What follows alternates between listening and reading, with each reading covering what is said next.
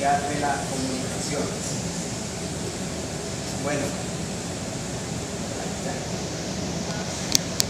la analogía con las ciencias de la naturaleza y de la vida. La teoría matemática de la comunicación y la cibernética son hijas de su tiempo. Bueno, con este modelo lo que se buscaba era desde su tiempo.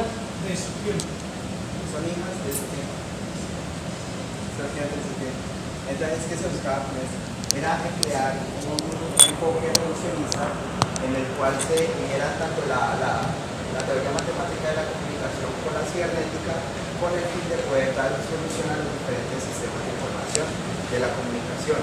La cibernética en un principio se tomó como una teoría de la información en el cual se centraba únicamente en el elemento que era la información, mientras que la teoría matemática de la comunicación se centraba más en la estructura de cómo se da esa información, ya que esto empleaba unos mecanismos que era el procesamiento de la transmisión de esa comunicación para así poder emplear un óptimo proceso comunicativo. Entonces se dice que se llega a una analogía producto de que se tienen dos componentes diferentes, que es la teoría matemática y la cibernética, pero a su vez tienen un mismo elemento de estudio que es la información. Todo esto de la información se ve reflejado en un claro ejemplo que fue los autómatas y las máquinas de calcular, en el cual eran herramientas creadas por el hombre con el fin de emplear un sistema de información claro y preciso en el que se pudieran en cierta manera erradicar los problemas de la comunicación. Un momento. Dos conceptos importantes.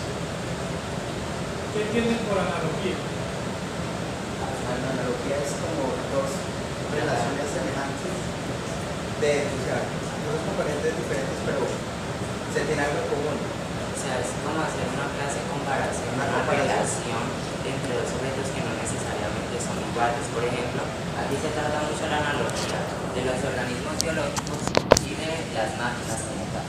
Correcto. Es importante porque la analogía es un recurso que suele usarse mucho en la vida cotidiana, pero también en el mundo de las ciencias sociales. ¿Sí? Pues se coge algo que funciona de una manera en un contexto y se trata de encontrarle similitudes en otro contexto, parecidos. Entonces, hay un modelo matemático que funciona de una manera las cosas y tratan de encontrar que eso se parece a cómo funciona la comunicación humana. Entonces, intentan ese modelo que viene de las matemáticas y la cibernética, seguramente lo van a exponer, llevarlo a las ciencias. Entonces, la analogía es importante. Ahora, volver de la primera, son hijas de su tiempo. La teoría matemática de la comunicación y la cibernética son hijas de su tiempo. ¿Qué quiere decir con hijas de su tiempo? ¿Qué creen ustedes? Digamos, se crearon al mismo tiempo y las dos se fueron desarrollando.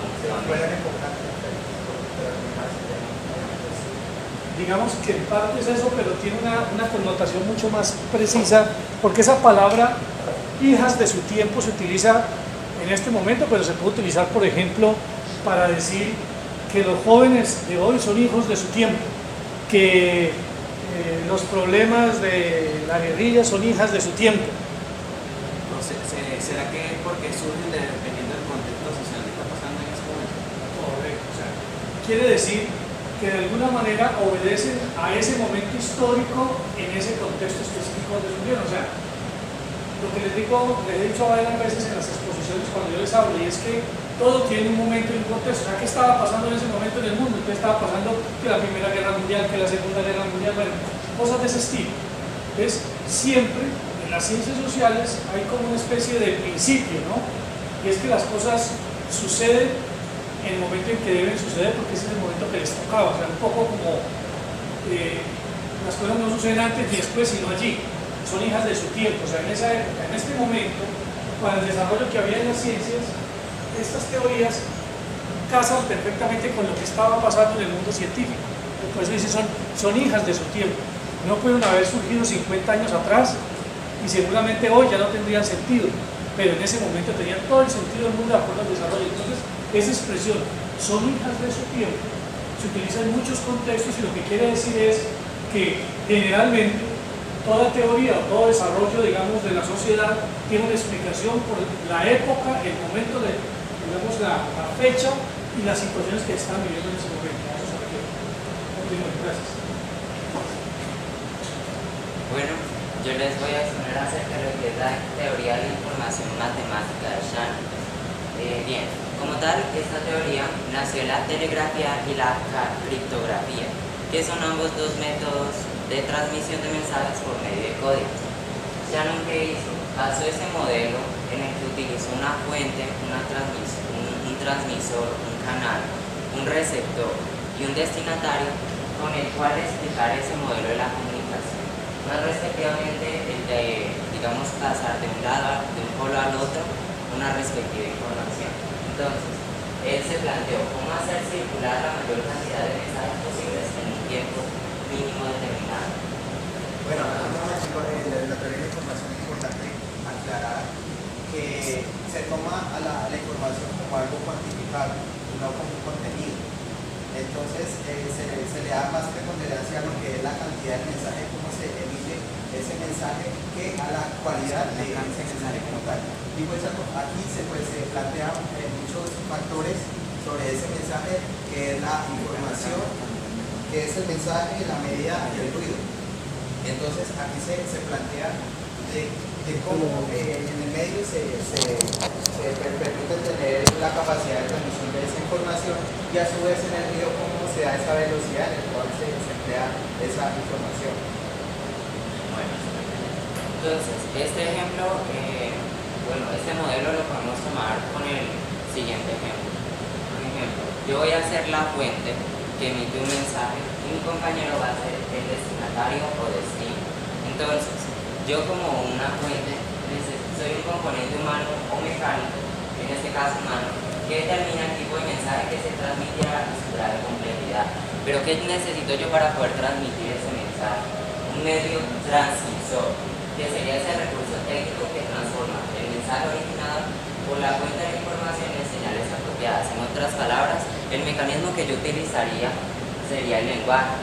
Existe un canal por el cual se puede dar esa señal, los sonidos por los cuales están conformadas mis palabras para que mi compañero pueda recibir el mensaje y poder decodificar.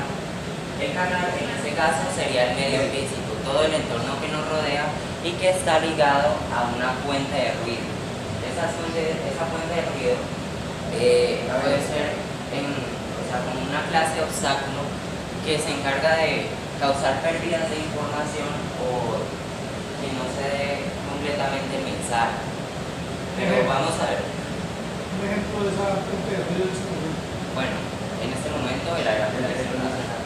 Aunque también si nosotros nos tratamos de comunicar con otra persona o hablar, entablar una conversación en una fiesta donde hay mucha música, también tenemos ahí como fuente de ruido el gran sonido de los parlantes. Bien, entonces, el receptor en este caso sería el oído de mi compañero, que es el que le permite establecer esa relación entre lo que yo digo y lo que él escucha. Y él como tal sería el destinatario, porque él es a quien yo quiero enviarle mi mensaje, a quien yo quiero transmitirle una información. Bien. Como anteriormente lo dijo mi compañero Steven, a la información como tal se le dio un valor estadístico dentro de esta teoría. Algo como una ganancia, algo que se agrega a lo que yo ya sé. Toda información es ganancia. Toda información es ganancia y está medida por la probabilidad de que un acontecimiento ocurra o no ocurra. Bien, se da una relación entre los acontecimientos potenciales y las probabilidades relativas a que se den. Entonces, ¿qué significa eso? Mientras más previsible sea un acontecimiento, hay menos información va a contener dentro de sí. Les voy a poner el siguiente ejemplo. Si a nosotros los medios de comunicación, en el caso de la televisión, nos informan que no va no va a nevar en agosto, aunque aquí en Colombia no nieva, obviamente, ¿no? Pero es solo un ejemplo. Entonces, nosotros tenemos claro que, digamos, en agosto casi siempre hay una tormenta de nieve alrededor de esos días. Entonces, ¿qué hicieron los medios? Nos dieron una información que nosotros ya preveíamos por medios quizá estadísticos y también por medio del empirismo, porque nosotros ya conocemos cómo se ha ido desenvolviendo el ambiente dentro de ese mes en específico. Pero ¿qué ocurre si los medios de comunicación como tal nos dicen, no, en agosto no va a nevar, sino que va a haber una temporada de extremo calor? La información que nos vayan a dar ellos va a ser una información de primer orden, en el sentido de que no había una manera en que nosotros pudiéramos prever que eso pasara. ¿Bien? Bueno. Ahora, ya les hablé de la teoría de la información de Shannon, y ahora les voy a exponer acerca del proyecto cibernético de Norbert Bennett. Si se preguntan por qué la pronunciación, es que el padre de él es estadounidense, sin embargo, el padre de él es alemán, y la madre es polaca. Entonces, ¿qué dice? Es así: cada elemento de un organismo es funcional y debe contribuir al mantenimiento del orden biológico. Ve el principio de superioridad del todo sobre las partes y hace una similitud entre los organismos biológicos y físicos con nosotros los seres humanos, como tratar de hacer una gran comparación, que las máquinas tienen la misma capacidad de tener unos componentes, unas partes que tengan una función, como en nuestro caso el cuerpo humano, que cada uno de nuestros órganos cumple una función para que estemos en un constante mantenimiento y podamos realizar distintos actos como el dormir, el comer, entre otros. Bien, él busca desarrollar esas herramientas intelectuales que le permitan crear seres con inteligencia artificial que sean capaces de razonar. Entonces, él divide los tipos de mecanismos en dos y habla de la cibernética. La cibernética como tal es una disciplina que estudia la comunicación y el control en los seres vivos y en las máquinas construidas por el hombre. En otras palabras, la ciencia de las máquinas, o más generalmente la ciencia de la organización.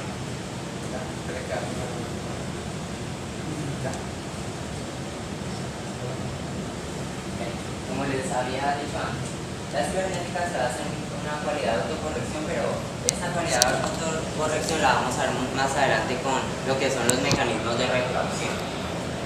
La cibernética como tal abarca los procesos de control y de comunicación. Y es una ciencia que busca como tal imitar ese mecanismo biológico que somos nosotros los seres humanos, y ese sistema nuestro está condicionado por lo que es el cerebro humano, que es lo que nos permite interpretar, realizar una determinada acción y así mismo recoger o adaptar la información que se nos propicia. Bien.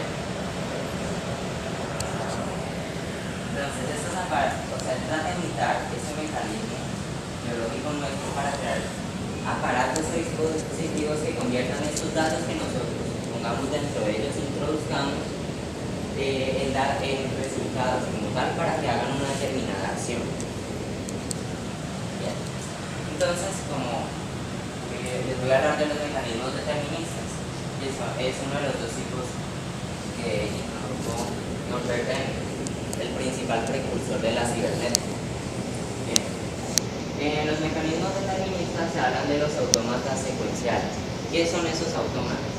Son como unos mecanismos que funcionan a través de unos patrones ya establecidos, como el reloj o la aspiradora. Necesitan de un sujeto que introduzca una clase de información, que dé una orden, para que puedan cumplir esa utilidad por la cual fueron creados y por la cual no son eficientes. En el caso de la aspiradora, nosotros necesitamos manipular los diversos controles que tienen para que logremos limpiar todo el polvo que, por ejemplo, pueda haber en nuestras casas. Sin embargo, Bennett dice que hay un problema con esos mecanismos deterministas o secuenciales, y es que no permiten solucionar problemas complejos donde existe la incertidumbre. ¿Qué significa eso? En el caso del aspirador, si nosotros lo utilizamos para limpiar nuestra casa y que quede, entre comillas, libre de polvo, pero dentro de sí no tiene como un mecanismo que le permita explorar todas las variables de polvo que existen en la casa, y le permitan dar una completa limpieza como tal. O sea, no funciona con la incertidumbre en la medida en que no tiene un conocimiento propio que le permita saber cuánto polvo hay en la casa para dejarla totalmente libre de esto. Bien. Ahora, él también habla de los mecanismos de retroacción, que son mecanismos que mediante unos procesos exploran y corrigen cualquier tipo de error para lograr su objetivo. Él ponía en el texto un ejemplo de la Segunda Guerra Mundial en el caso del ajuste de los tiros antiaéreos. Entonces, ¿qué pasaba? Los aviones de guerra como tal tienen un movimiento muy constante y es muy difícil de establecer en qué lugar va a estar para que no pueda lograr el objetivo de dispararle y darle de baja, ¿no? Entonces, ¿qué dice él?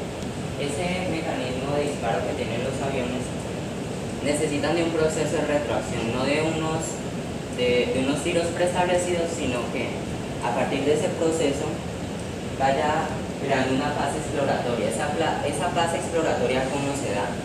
Se va disparando como tal al avión objetivo y a partir de esos disparos trata como de ganar una información de cuáles pueden ser sus posibles movimientos después. Entonces, se va haciendo ese proceso exploratorio de recopilación de datos por medio del mecanismo para que al final pueda tener una mayor probabilidad de éxito, que en ese caso sería el destruir el avión enemigo. También se puede ver un poco con el juego de batalla naval en la medida en que, ¿cuál es la idea del juego? Nosotros tenemos que bombardear unos barcos enemigos y destruir como tal toda la flota de nuestro oponente. Entonces nosotros vamos estableciendo como unos bombardeos a unas determinadas casillas y a partir del conocimiento que nosotros vamos ganando acerca de las casillas en las que no está ninguna de las flotas, podemos hacer como una clase de hipótesis o establecer en qué lugar específico se encuentra el otro barco de nuestro oponente para así corregir el error y generar una mayor probabilidad de éxito, de ganancia. De acuerdo a estos mecanismos de retroacción y de mecanismos deterministas, Benner también habla sobre dos tipos de ciencia, que son las ciencias deterministas, como tales se podría ver con los mecanismos celestes, la mecánica celeste, que es aquella que trata de mirar todo el modelo de los planetas, del espacio, bueno, en fin. Tienen diversas variables, de las cuales nosotros tenemos un mínimo conocimiento. Eso es lo mismo que pasa con los deterministas, que no conocen, con los mecanismos deterministas, que no conocen por completo las variables que pueden existir en su entorno. Y se habla de unas ciencias con determinismo débil, que en este caso serían las de retroacción, que se basan más en los modelos estadísticos, que le permitan recopilar datos para alcanzar un objetivo. Comunicación moral y reales.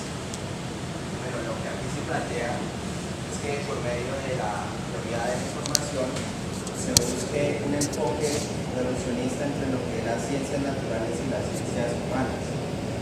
Un ejemplo de este enfoque reduccionista es el problema de la comunicación entre las diferentes sociedades, en donde por medio de la cibernética se busque de cierta manera erradicar ese problema del déficit comunicacional.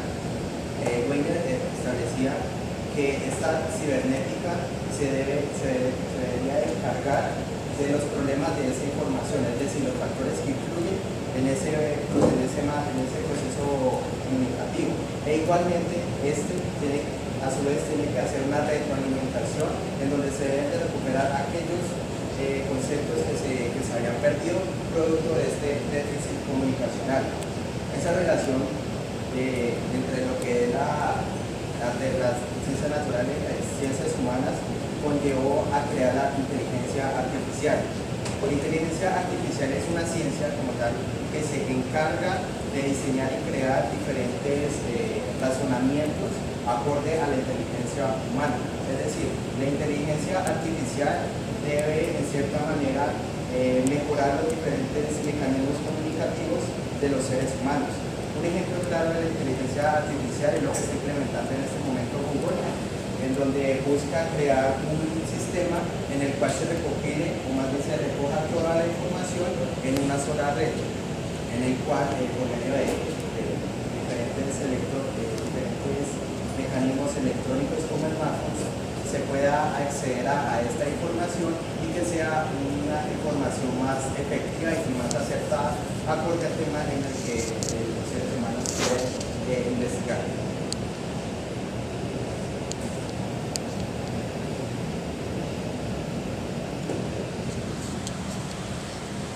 Bueno, la engañosa analogía con lo humano.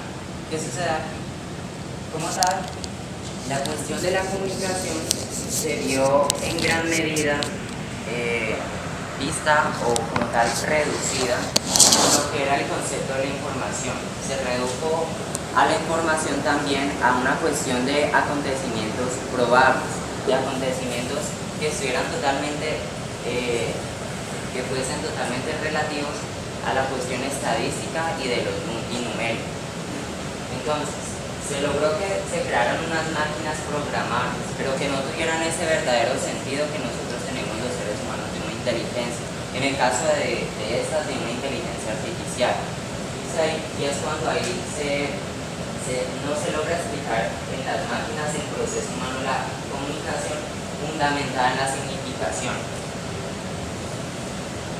Bueno, hay una relación entre lo que es la información y lo que es la significación. Ambas son dos realidades totalmente distintas en el sentido en que la información tiene una connotación cuantitativa, que tiene que ver mucho con lo matemático, los datos, lo que me diga.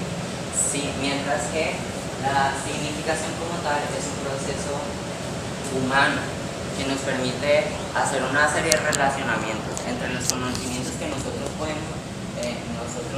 poseemos para así darle una determinada relación semántica, como tal de significación, de sentido, de lograr encontrar ese sentido en la esencia de las cosas y poder interpretar de una mejor manera los mensajes que nosotros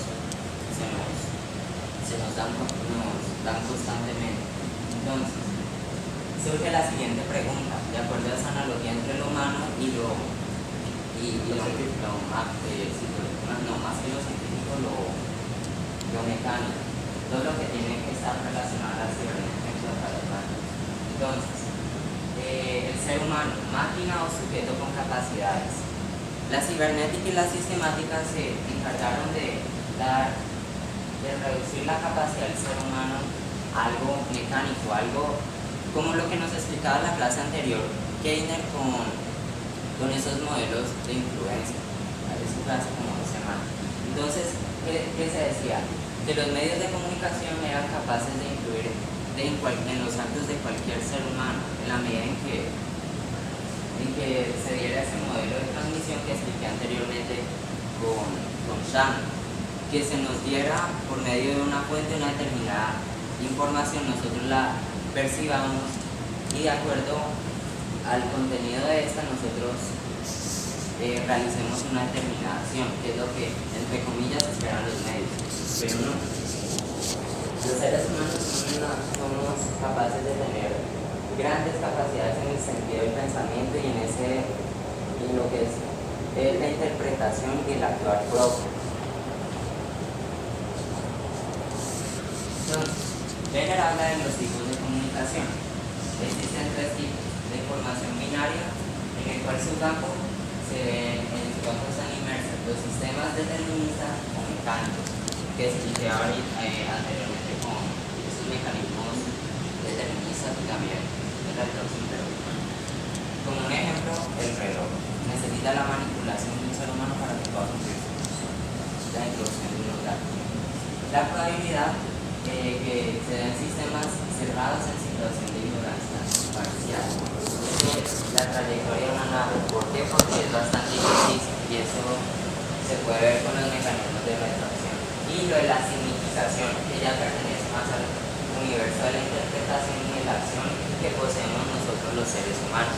Entonces es como establecer esa diferencia que existe entre las máquinas y entre nosotros los seres humanos. Bueno, el encuentro con el funcionalismo. ¿Qué pasa aquí? La comunicación fue enmarcada en una visión causal, en un modelo de transmisión totalmente lineal, en el cual se creen los efectos directos de los medios sobre los individuos y se interesa en hallar esquemas que permiten definir los papeles y los tipos de influencia de los actores en el proceso de comunicación interna o externa. En el texto se habla de una clase de pensamiento mágico que se le instruía en el caso de los cuentos de las series de televisión para niños a los muchachos, y que de acuerdo a esta serie se creaba en ellos un pensamiento mágico que los iba a influir a que realizaran unos determinados actos. Sin embargo, ¿cuál es la problemática que existe dentro de esto? Que una clase de imposición ideológica solo puede realizarse dentro de un individuo en la medida en que exista como un campo de posibilidades que le permitan adoptarlo. Entonces, en este sentido se ve mucho el campo de la interpretación y de la acción del ser humano. No todo lo que una persona como tal interprete de una manera de acuerdo a lo que ya sabe lo va a interpretar otra persona diferente. ¿Por qué? Porque son subjetividades totalmente distintas y cada uno tiene unas ideologías ya establecidas dentro de sí. En el caso de que, digamos que yo soy bastante católico y a mí en la televisión me tratan de implantar a la fuerza todo tipo de información de no crean en Dios, Dios no existe, o bueno, cualquier cosa de esas, que traten de cambiar mi forma de pensar. No va a suceder porque la forma en la que yo interpreto ese mensaje que me están dando es de una manera despectiva y que no va conmigo mismo. Dentro de mí no hay un campo de posibilidades que permita surgir esa postura del ateísmo. La escuela de Palo Alto es Palo Alto es una ciudad que se encuentra ubicada en California, y donde en un principio no se tenía una sede física, es decir, los investigadores solamente se reunían en esa ciudad, que en su mayoría eran psiquiatras, psicólogos, matemáticos, donde debatían y estudiaban la comunicación de la humanidad. Aquí en la escuela de Palo Alto emplean una metáfora que es el modelo orquestal. ¿Por qué orquestal? O sea, en la orquesta cada quien interviene y cada quien da su punto de vista. Entonces aquí ellos que plantean que el sujeto está constantemente en una interacción participativa, ya sea por medio de conceptos o de emociones, comunicación verbal o no verbal. Y además es un punto muy importante, y es que en la escuela de Palo Alto hay un cambio de paradigma, es decir, se pasa de un modelo lineal donde la comunicación es unidireccional y todo está estandarizado a un paradigma completamente diferente como lo es el modelo circular. Igualmente también en la escuela de Palo Alto emplean un enfoque, y es que afirman que para que exista una correcta comunicación entre los individuos debe tener dos elementos que son muy importantes, que es la interacción y el contenido. Es decir, los individuos constantemente están interactuando, pero lo que ellos plantean es que esa interacción debe ser acorde al lugar específico en el que se encuentre. Por ende, se dice que la interacción de los individuos, por ende, se dice que la comunicación se abarca del concepto que ya se había preestablecido. Las ciencias cognitivas, un horizonte insuperable. Bueno, las ciencias cognitivas, primero que todo, se la conoce como la ciencia que estudia la mente humana, es decir, los conocimientos, cómo es que se adquiere un determinado rol, cómo es que se aprende un nuevo idioma, y además cómo la mente humana tiene esa función esa capacidad de multifuncionalidad para adquirir diferentes conocimientos. En esta ciencia cognitiva se habla de un horizonte insuperable producto de que hay un obstáculo o un estancamiento que imposibilita el progreso de esta ciencia. Y uno de los dos factores que de cierta manera imposibilita este desarrollo es la gran complejidad de lo que es el cerebro, y a su vez también lo que es los pensamientos de cada individuo. Como cada individuo tiene diferentes pensamientos, es imposible crear una teoría específica y estandarizada para poder emplear lo que es las ciencias cognitivas. Entonces se puede decir que en este estudio comprende una complejidad y la autenticidad como tal de la ciencia, ya que comprende muchas dificultades en la relación máquina y cerebro. Aquí hay un problema que se toca en las ciencias cognitivas, y es que se pretende que la mente humana se tome como una máquina, lo que es totalmente erróneo, producto de que las máquinas tienen un rol el cual se le asigna a los seres humanos, mientras que el cerebro como tal tiene ciertos procesos cognitivos en los cuales pues a mayor o menor envergadura pues permiten adquirir y emplear esos conocimientos que se han adquirido. Bien, la conclusión. Les pido que por favor presten bastante atención porque realmente nosotros lo que hemos hecho es explicar dos modelos, que es el de la información, la teoría de Shannon y el proyecto cibernético de Norbert Wiener. Y a través del transcurso de esta exposición tratamos como enmarcar el proceso de la comunicación y de ver lo engañoso que puede ser hacer una analogía entre las máquinas y entre nosotros los seres humanos. Entonces, ¿a qué conclusión llegamos nosotros? Se retrata, como en la antropología de la comunicación, a la cibernética.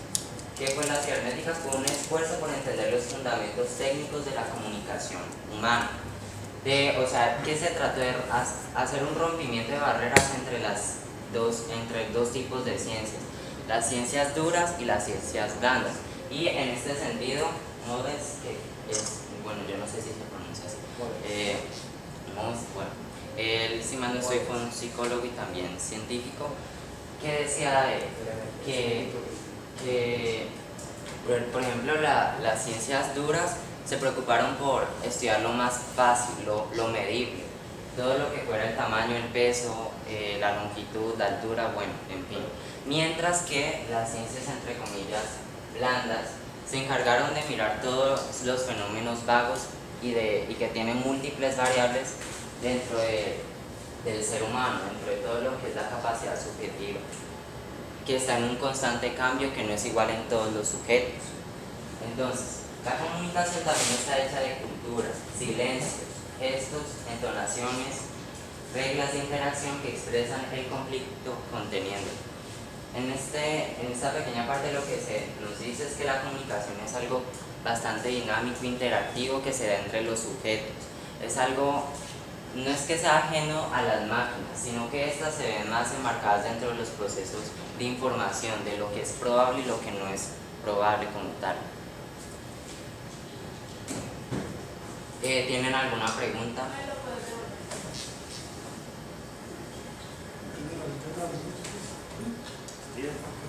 Haga eso, ¿cierto? Por favor, ese amplificador que está ahí prendido. Pongamos este ruido para que no pelota. Sí, sí.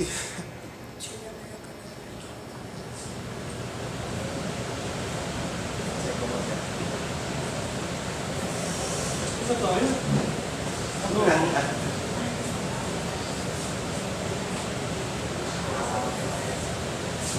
Bueno, preguntas, comentarios. Si hay algo que no entendieron, por favor, díganos, nosotros si quieren lo explicamos nuevamente o de una manera que les sea más fácil entender, porque quizás puede ser algo complejo este tema. Entonces, cualquier pregunta no teman en preguntar. Háganle, están preparados los muchachos, ¿no? No, hicieron muy buena exposición, felicitaciones. Comprendieron muy bien el texto completo. Preguntas, comentarios. Es importante, a ver, para introducir un poco la conversación. Bueno, la frase, ¿cómo es? Son hijas de su tiempo. Estas teorías surgieron fundamentalmente alrededor de los años 40 del siglo pasado, ¿no? Recuerden que había habido una preocupación, habíamos hablado antes, de cómo lograr, mejor dicho, la preocupación porque los medios supuestamente influían en los seres humanos, ¿no? Ese tema de la comunicación y la influencia de los medios sobre los sujetos. Pues de alguna manera, este tipo de desarrollos entra a mirar de qué manera es que se hacen, pero tratando de dar una explicación científica. Por eso el tema de las ciencias duras y blandas. Desde el siglo XVIII viene una discusión que ya cada vez, digamos, se sigue manteniendo, pero cada vez se ha ido como subiendo sobre qué realmente es ciencia. Entonces dicen, los de las ciencias duras que vienen a ser la física, las matemáticas, las ciencias naturales en general, dicen, realmente nosotros sí somos ciencia. Lo que hay en lo que llaman las ciencias sociales humanas no son ciencias, esos son pues, campos de conocimiento, que pueden ser ciencias duras y ciencias blandas. Pero siempre hay una confrontación de cómo explicar el mundo, cómo explicar la realidad humana desde la perspectiva científica. Entonces se dice, miren, una forma es intentar que las ciencias sociales y humanas adopten el método de las ciencias naturales, o sea, de las ciencias duras. Entonces, tanto la teoría matemática como la de la cibernética, un poco era un intento desde las ciencias duras de explicar fenómenos, digamos, de las ciencias blandas, ¿sí? Un poco como desde el tema nada más duro, digamos, en términos de ciencia que las matemáticas, ¿no? Entonces, el sueño de muchos era cómo lograr desde las matemáticas explicar el fenómeno de la comunicación humana. Y entonces generar todo el modelo, ese modelo que ellos pusieron al comienzo de emisor, codificación, mensaje, medio. Ese es un modelo tradicional que incluso cuando uno le explica la comunicación, en principio la explican es así, con ese modelo, ¿no? ¿Qué es la comunicación? Es un proceso en el cual un emisor organiza un mensaje a través de un medio que le llega a un receptor. Modelo lineal. Está, digamos, por lo que han explicado ellos y por otras teorías posteriores se demuestra que es inapropiado, o sea, no es adecuado explicar la comunicación humana de esa forma porque no es posible entenderla. Si uno trata de entender el fenómeno de la comunicación humana siguiendo ese modelo, va a encontrar muchas dificultades y muchos problemas. ¿Por qué? Porque es un modelo montado para las máquinas. O sea, fue traído de la explicación de cómo se emitía un mensaje a través del telégrafo, ¿sí? Hay un aparatico donde usted, a través de unos códigos que por una situación eléctrica, a través de unos cables llega a otro lado, y allá otro aparatico lo recibe y simplemente lo decodifica. Es una cosa mecánica. Pues la comunicación humana, por más que se parezca, y las metáforas tienen esa ventaja, las analogías. O sea, una analogía, que decía al comienzo, y una metáfora, tiene la ventaja de que por el ejemplo ayuda como a entender el fenómeno. Entonces es muy fácil entender la comunicación porque además lo podemos ver. Una persona que habla a otros que escuchan. Entonces hay emisor, hay receptor. Hay un mensaje, sí, pues lo que se dice, los gestos, todo lo que podamos. ¿Cuál es el medio? Pues depende. Si estamos aquí en vivo, pues será el espacio, las ondas electromagnéticas que nos permiten, bueno, todo lo juego que hay allí. Pero así no es suficiente para explicar la comunicación humana. Entonces viene todo el cuestionamiento de esas teorías. Y eso está muy asociado al tema de la influencia. Porque si la comunicación funciona así tan mecánicamente, tan linealmente, pues entonces lo que deberíamos era buscar cómo garantizar que lo que el emisor plantea, el receptor reciba tal cual. Y entonces se creía que el problema estaba, entonces decía, hay ruidos en el emisor, no codificó bien, o hay ruidos en el medio, necesitan problemas técnicos, o hay ruidos en el receptor, le falta comprensión. De hecho, hoy explicamos los problemas de comunicación humana en muchos, todavía bajo esa perspectiva. Entonces dice, puede haber ruido desde acá. ¿Por qué? ¿Dónde hay ruido en la fuente? Pues, por ejemplo, dice, cuando usted pretende comunicarse con un lenguaje que no es comprensible para su receptor. Entonces, por ejemplo, yo soy especialista en cibernética y ustedes no son expertos en cibernética, y empiezo a utilizar un lenguaje técnico de la cibernética, entonces dice, aquí hay un problema en la fuente, porque está utilizando un lenguaje que no es comprensible. ¿Sí? Ahora, el transmisor, que tiene también que ver con el canal, con la utilización de un recurso tecnológico inadecuado, por ejemplo. Querer utilizar quizás un esquema que de pronto no permite, de pronto la explicación de esto sería más fácil a través de otro mecanismo distinto a un esquema proyectado. En el receptor, pues la dificultad de comprensión, porque no domina el tema, no sabe del tema, entonces entender de cibernética, si nunca ha estudiado nada de cibernética va a ser prácticamente imposible. Es como cuando uno de pronto le puede ir a una conferencia de un tema que suena muy interesante, pero del cual uno no sabe nada. Es probable que salido de allí siga sin entender mucho. No porque el otro no le explicaron bien, sino porque el lenguaje empleado es como si hubieran hablado en otro idioma, usted no lo comprende porque no tiene. Entonces, los ruidos pueden ser otra parte. Entonces, el esquema es muy práctico para explicar situaciones de la comunicación humana. Pero donde se genera el problema, en lo que el compañero explicaba, es que la comunicación humana no es lineal, es que son sujetos, participa la subjetividad, la interpretación, decodifica cada quien como le da la gana. Entonces, allí ese esquema se vuelve trizas, no logra ser explicado.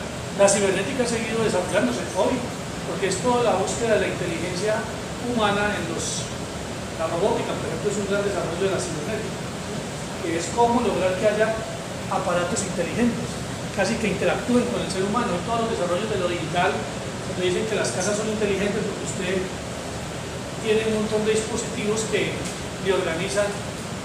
Creo que ustedes han visto de pronto noticias o más a través de ciencia ficción, pero que hoy las casas se pueden controlar desde su dispositivo. Usted dice, voy a llegar a las 6, quiero que la temperatura sea tal al interior de mi casa, entonces voy a prender la estufa y la prende desde la distancia, no sé, se puede controlar, el baño lo voy a preparar, porque todo se puede controlar a través de estos sistemas. Digamos que lo importante aquí está en que en esa época, estamos hablando de mediados del siglo anterior, había un gran interés por volver ciencia dura a las ciencias sociales y humanas. Y una ruta fue esa. Pero también a tratar de encontrar una explicación científica a eso que les preocupaba tanto. Y es de qué manera, manejando este esquema, yo puedo lograr ser más efectivo en la influencia que tenemos. Es que lo que les interesaba a los norteamericanos sobre todo era cómo lograr ser más eficientes en la influencia sobre los sujetos y sobre las sociedades. O sea, el sueño era que se pudiera hacer un proceso de comunicación tan perfecto que lo que les propusiéramos aquí se lograra al final del proceso. O sea, la intención, estamos asociados también a cierto, por eso hablamos del funcionalismo. En un momento hablamos del funcionalismo. El funcionalismo que lo que plantea en términos generales que las sociedades requieren elementos que las estabilicen porque tienen al desorden. Entonces hay que buscar cómo sean funcionales, o sea, cómo los cambios que se den no alteren, digamos, lo fundamental de una sociedad. O sea, que no haya revoluciones, sino cambios que mantengan el status quo. Entonces, ¿qué es lo que surge a partir de acá de esta teoría? La necesidad de explicar de otra manera la comunicación humana, porque esto es insuficiente. Esto sigue siendo útil, o sea, a uno le es útil este esquema para entender ciertos aspectos de la comunicación entre seres humanos, pero no es eso, así no se puede explicar la comunicación humana, precisamente porque hay sujetos. Esto explica muy bien una fuente, o sea, un equipamiento tecnológico, un dispositivo material, de la relación entre seres humanos no se explica a través de ese proceso. Preguntas, inquietudes, comentarios, ¿sí? Este modelo es el básico en general, por así decirlo. Y el modelo cibernético, ¿qué diferencia tiene con? El modelo cibernético se basa también en la teoría de la información. Lo que pasa es que el cibernético lo que trata de llevar, enséñales, es esto a máquinas que reproduzcan de alguna manera la mirada de la comunicación humana. O sea, que se sabe reproducir, pero se basa en los mismos principios. Ahorita les voy a decir.